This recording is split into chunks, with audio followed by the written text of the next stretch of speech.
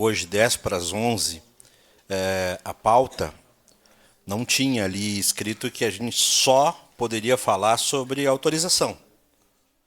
Então, a gente está falando sobre autorização, evidentemente, é óbvio que nós vamos falar também sobre a qualidade do transporte coletivo. E é isso que eu tenho feito aqui na minha explanação. Mas eu queria pedir, por favor, para alguém ajudar a colocar mais um veículo na rua em condições. Declarar o voto, presidente. Porque na questão aqui da exposição de motivos, fala-se em possibilidade de acesso às pessoas a outros direitos, assegurado, transporte coletivo, a questão da saúde, a questão da educação. Eu queria mais um veículo na rua. Uma van. Pode ser uma van do SAMU, que pode ser a pior van do SAMU.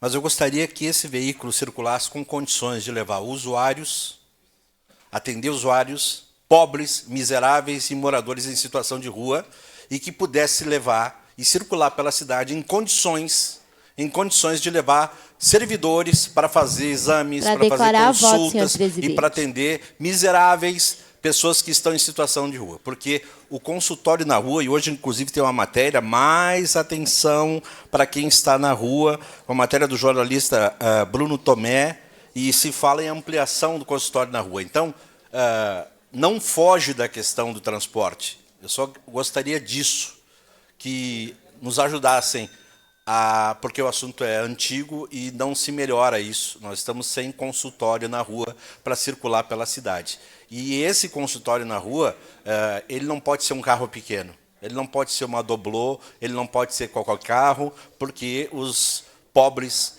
e moradores em situação de rua precisam ser atendidos dentro dessa van.